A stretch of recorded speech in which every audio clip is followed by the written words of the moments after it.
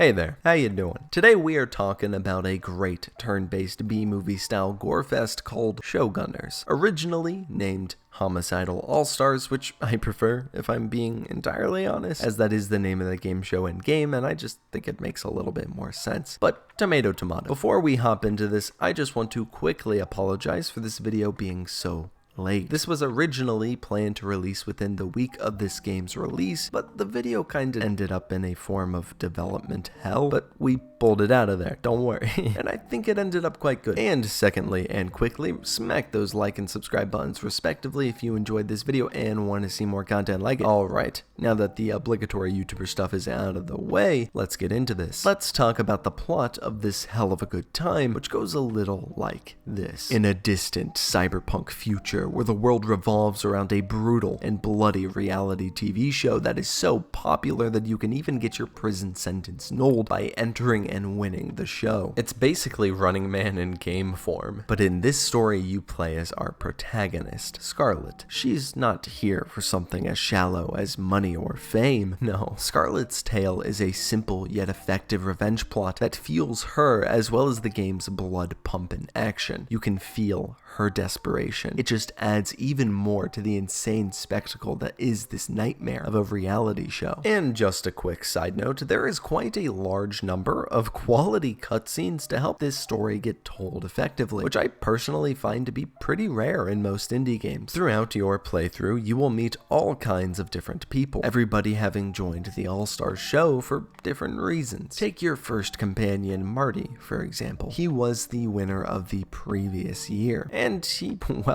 he spent all the money, and he's goddamn broke. So he's back to win it again, so that he can go on another bender.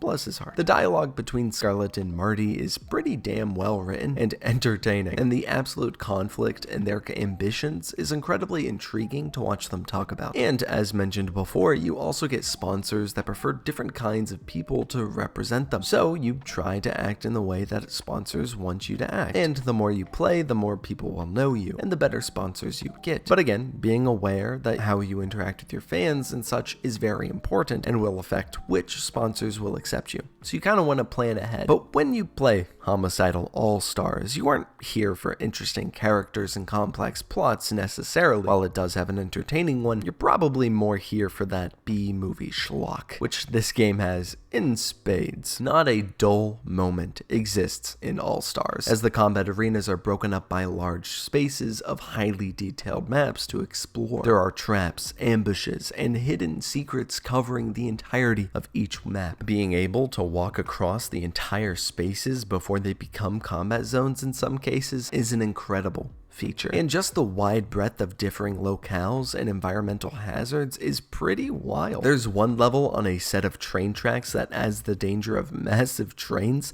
that absolutely will not stop for anybody. It's very entertaining in a grotesque, horrifying way. In terms of combat, this is that XCOM style turn-based tactics we all know and love, just with a slightly different spin on it. You get two actions, and some things cost both actions, and some cost only one. You get abilities that do all sorts of different things, and altogether the range of abilities and styles of play for each character is unique and well thought out. For example, Scarlet is built to be a relatively middle-ranged character who's all about clever positioning and then setting up an Overwatch mode, whereas Marty is our beloved shotgunning badass who has all kinds of abilities and passives that allow him to do everything you could want him to do with that archetype. Not to mention, each character levels up as you go along, allowing you to unlock new abilities with a decently sized tree of new skills, and there's a noticeable power increase with each level. But that's not all. The enemy units have a pretty unique array of baddies to throw at you as well. Some of your earlier antagonists being the Ronin and Smoke Boy. The Ronin's whole deal is to slice you up with the heavy melee damage, so you want to keep your distance and dispatch them quickly. And the Smoke Lads are a pain in the ass. They release clouds of smoke that protect them and all allies covered from getting shot. It's annoying, but when they take melee damage, the smoke does go away. As you can probably see, these two alone require entirely different approaches to fight,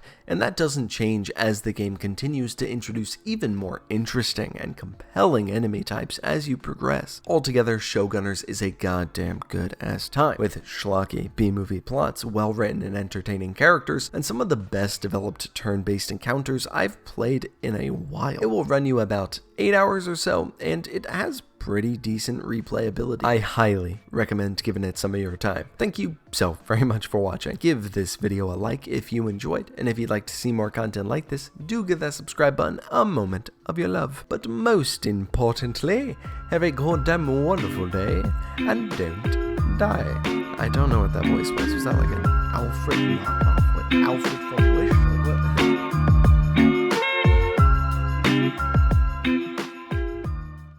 Alright, no movie review today. I know I kind of stopped doing it, and I'm gonna continue stop doing it. Move along. Almost gotcha. We're gonna start back up our little movie reviews at the end of the video with a history of violence. It's very good, stars Viggo Mortensen of Lord of the Rings fame. It's about him having his past catch up with him, and he whips absolute ass. It's very good, and the combat is well shot and entertaining. And Viggo Mortensen is amazing. He's phenomenal, as always. Alright, cheers. Have a good one.